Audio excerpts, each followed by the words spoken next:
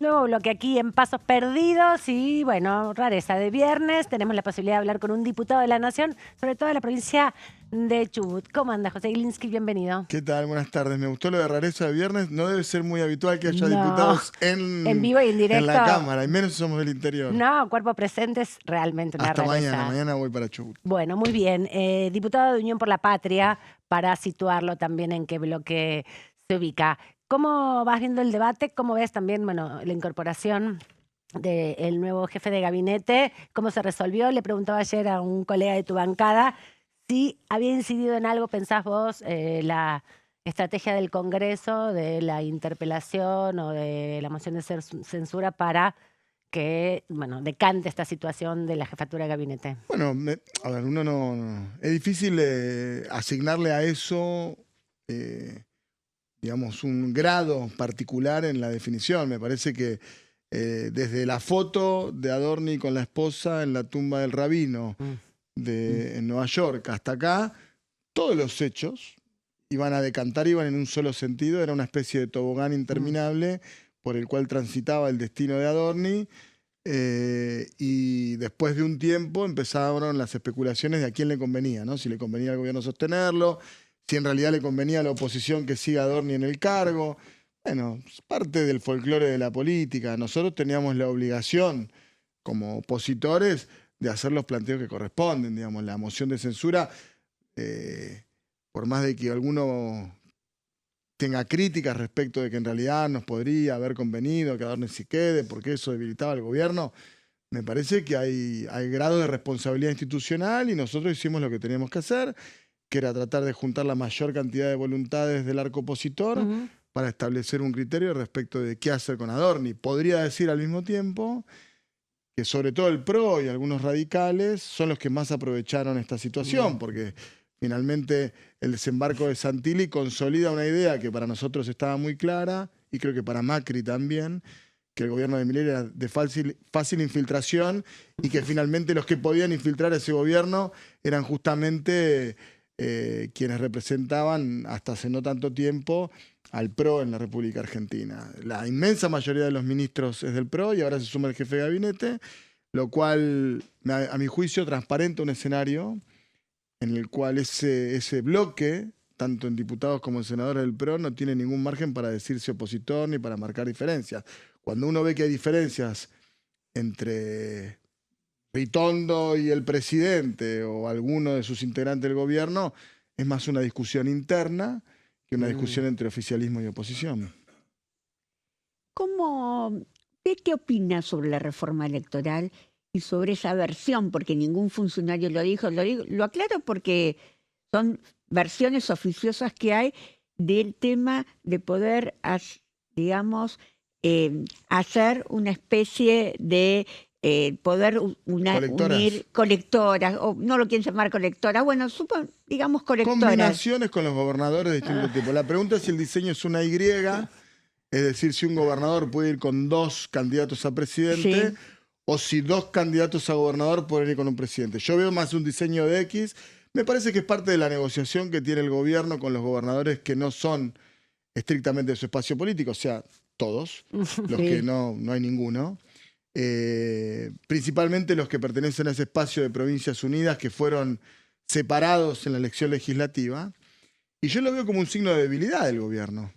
¿Qué quiero decir con esto? Que tanto el gobierno nacional como los gobiernos provinciales que están en titularidad de ese espacio de Provincias Unidas se ven ante la necesidad de armar un rediseño electoral, un rediseño electoral después de que ya cambiamos el sistema electoral el año pasado, ¿no? Porque ya suspendimos las PASO y ya cambiamos la modalidad de boleta.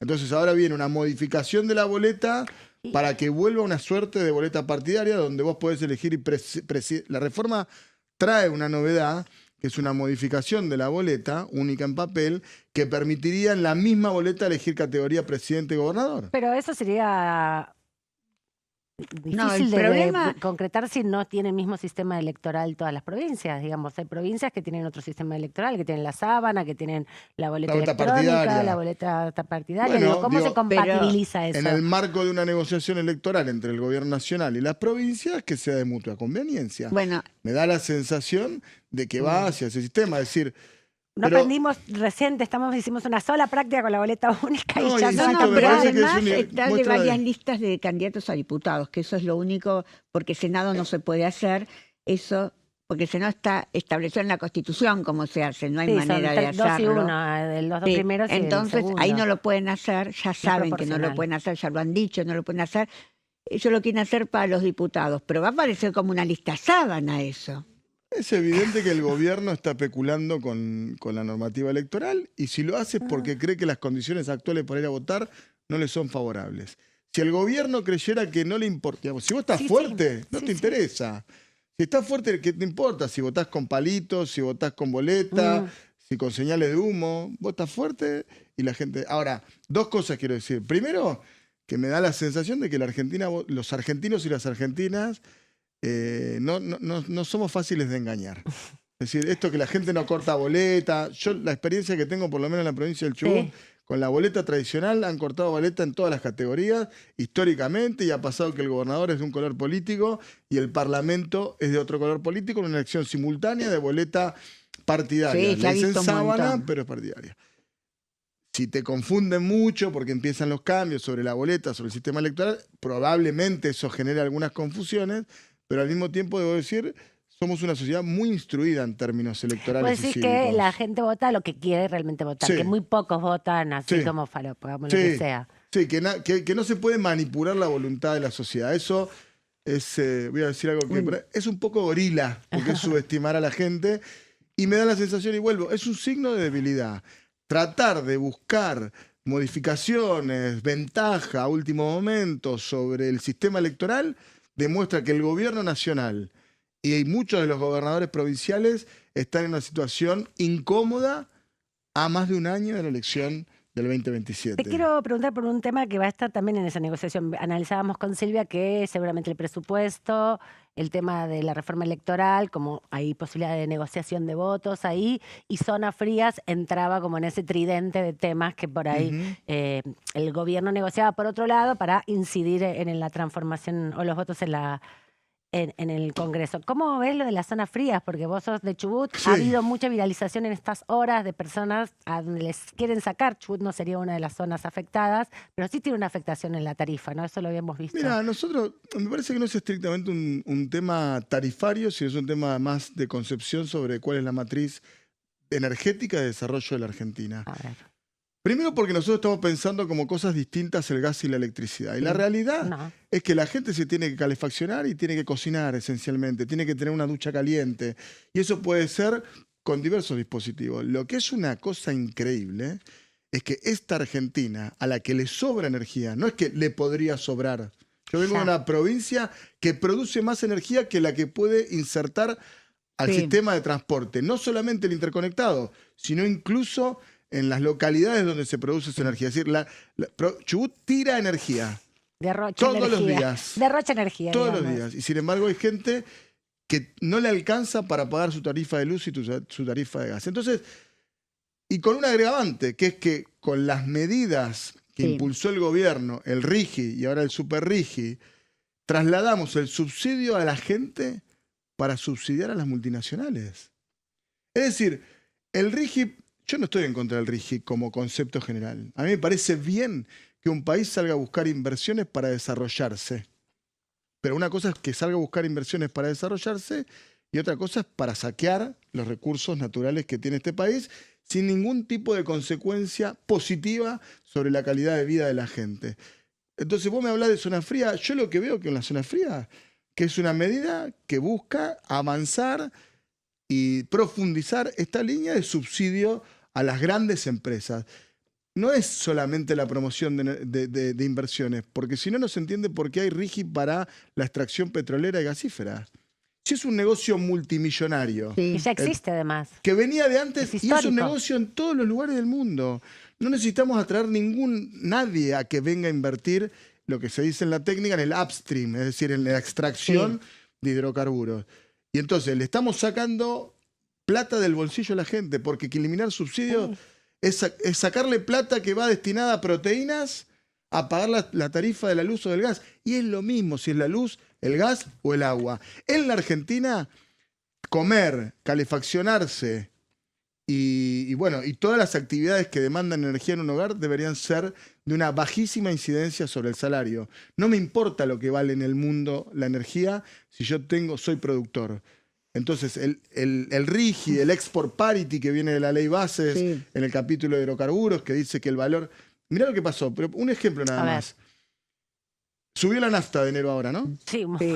¿Sí? Creo que en enero estaba a 1.500 pesos y ahora está arriba de 2.000 pesos el Sí. litro. Sí. Más o menos. 2000, sí, 2090. Sí, porque el petróleo subió Sí. producto del conflicto en Medio Oriente. Por el estrecho de Hormuz, que Sí. todos conocimos ahí. $110, todos sabemos lo que vale el petróleo. ¿Sabemos ahora cuánto vale el petróleo? ¿60? ¿Y bajó el combustible? Nunca. No, no bajó. Bueno, ese es el Pero- modelo de Milei. Es concentración económica en las empresas extractivas de origen nacional o multinacional. El problema es que Marín hace que YPF se parezca a una empresa extranjera en una empresa argentina.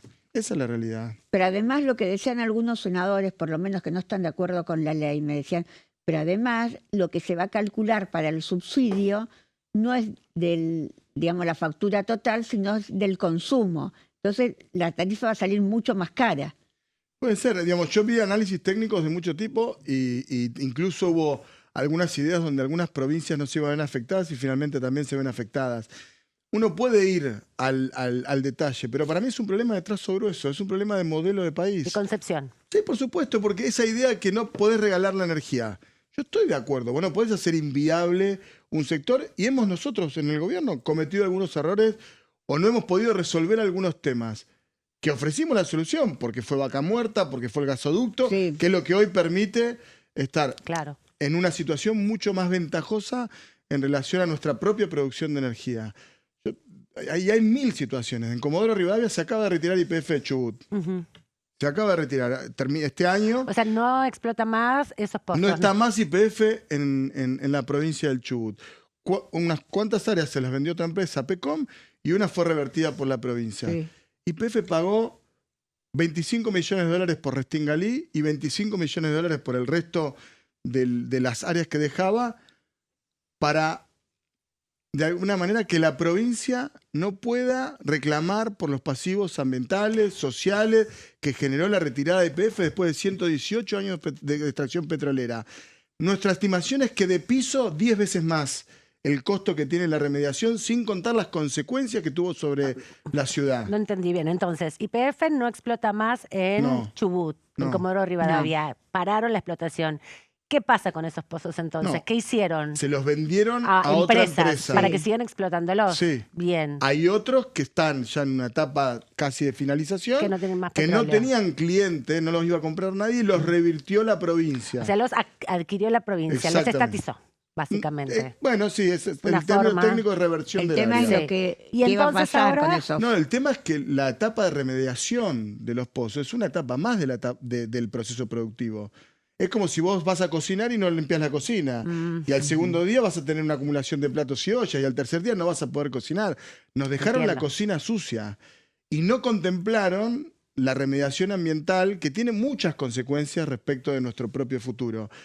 Estamos en una situación crítica e insisto, por eso YPF se comporta como una empresa multinacional y además creo que para el caso de la provincia del Chubut, en clara coincidencia con el gobernador, de manera tal de inyectarle no a la comunidad el dinero necesario Sí. para remediar esos pozos o para proyectar hacia adelante una transición energética justa, con los trabajadores adentro, ambientalmente justa. ¿Qué se puede hacer eso? Por supuesto, hay ejemplos en muchos lugares del mundo, en Canadá, en Estados Unidos, en Brasil se está trabajando, en Australia. Quería preguntarte, porque, bueno, vimos la discusión de la ley de glaciares, vos estás planteando esta cuestión de lo que pasa con cuando se retira la explotación, ¿no?, de los Exacto. minerales, ¿no? Y venimos discutiendo el RIGI, donde se promociona la explotación de los minerales.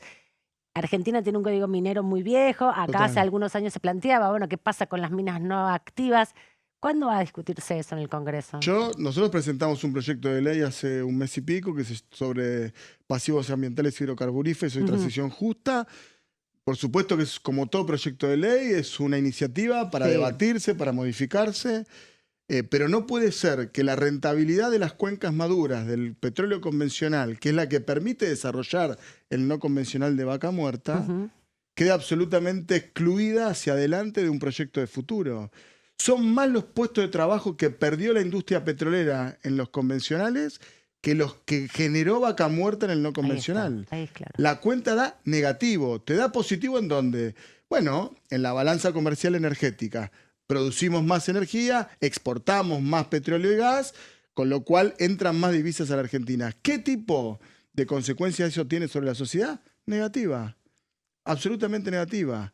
Yo me imagino otra cosa. Me imagino que de la renta y además de las ventajas comparativas que tiene Vaca Muerta respecto de las posibilidades de exportación, tuvimos un periodo muy interesante para juntar dólares con el precio alto del petróleo, deberíamos estar pensando en cómo vamos a reconvertir esas comunidades, no solamente esos yacimientos, sino las comunidades. Todas las personas que viven en torno a esos puestos de trabajo. Pero aparte vos, en Comodoro, o sea, somos muchos los que vivimos en un radio de un pozo petrolero que está absolutamente prohibido.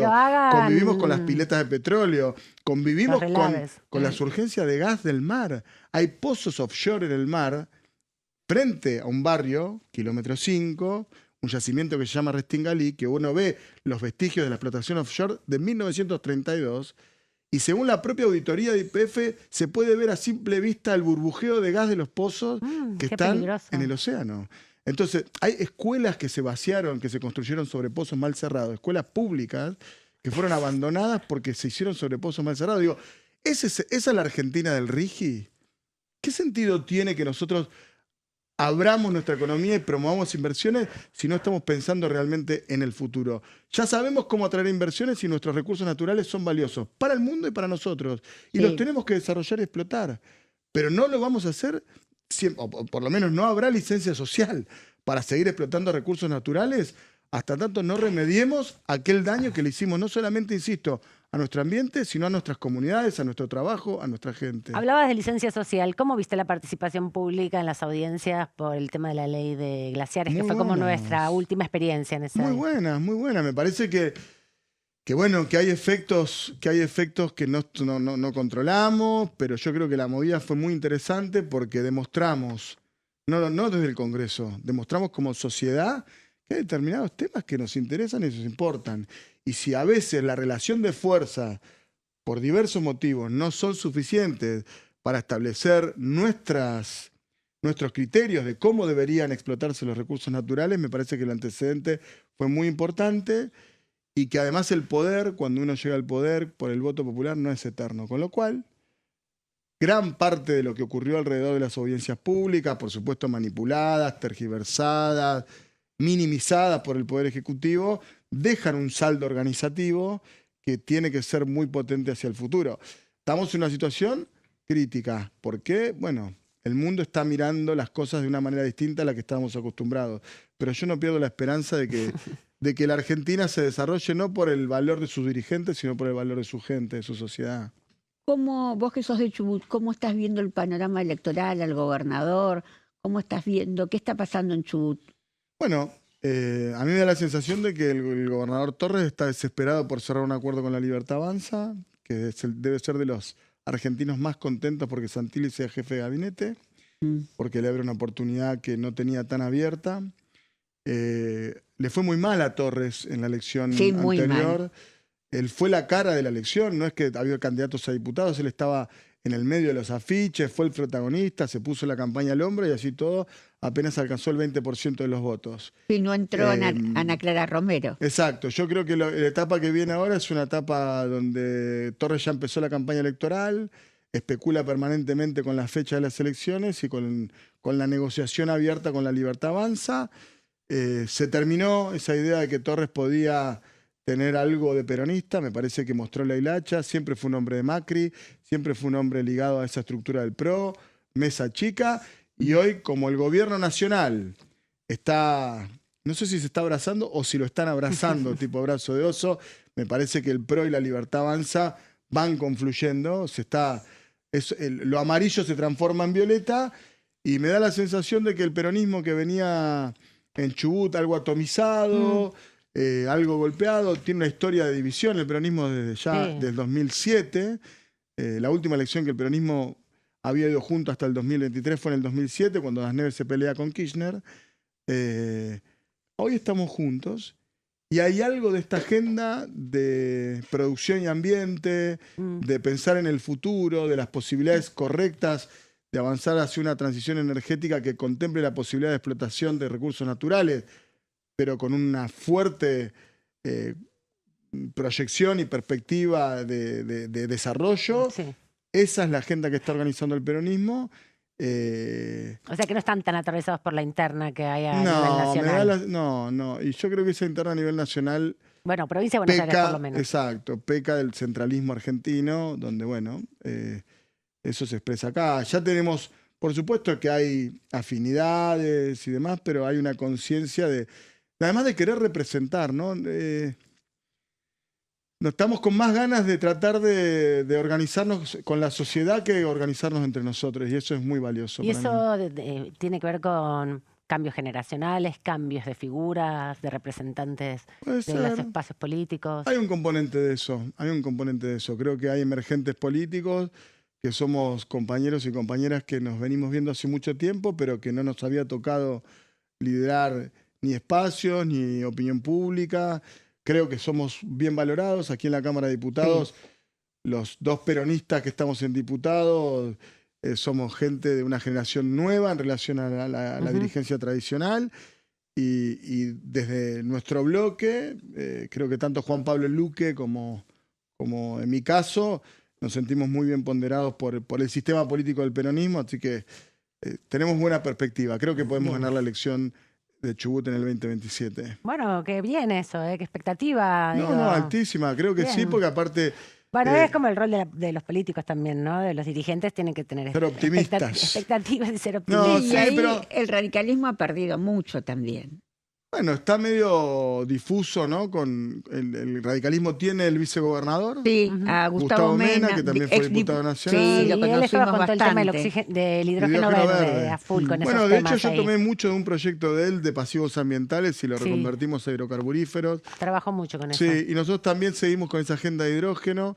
Creo que hay que sacarle los colores, creo que hay que pensar el hidrógeno como una herramienta que tiene la Argentina para poder agregarle valor a su energía, porque el hidrógeno verde es una idea lejana, es un buen horizonte para pensar, pero tiene algunos bemoles que hay que poner sobre la mesa. Lo que sí podrían hacer, por ejemplo, las cuencas maduras, mientras que Vaca Muerta piensan exportar, es utilizar sus hidrocarburos para generar las condiciones, para agregarle valor al gas. Vos del gas podés hacer hidrógeno, del gas podés hacer urea, podés hacer amoníaco. Que son bueno, Argentina no produce urea y consume mucho, ¿no? Sí, bueno, los fertilizantes para la cosecha, el más importante. Sí, incluso para el combustible de los camiones, sirve para bajar el nivel de incidencia de la contaminación de los motores a combustión.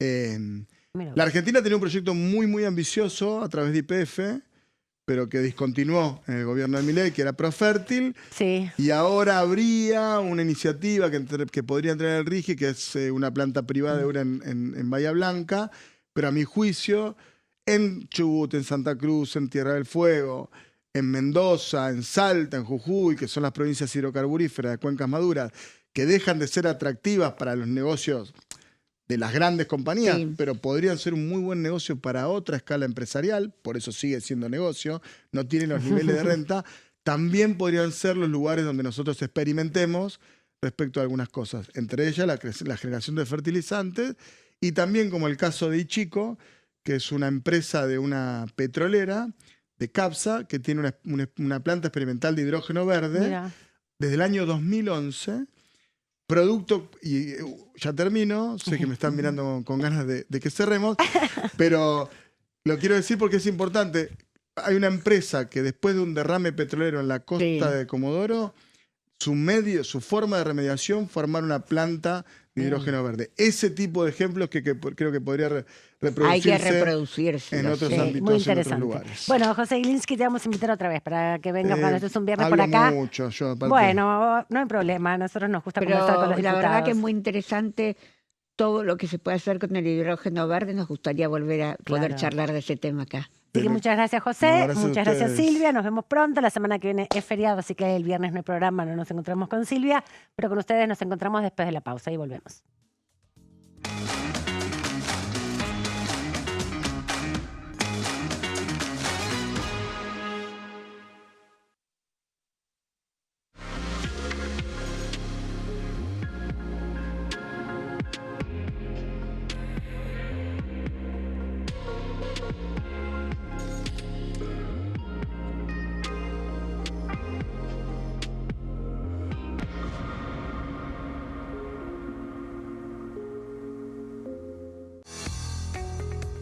conforman el Congreso?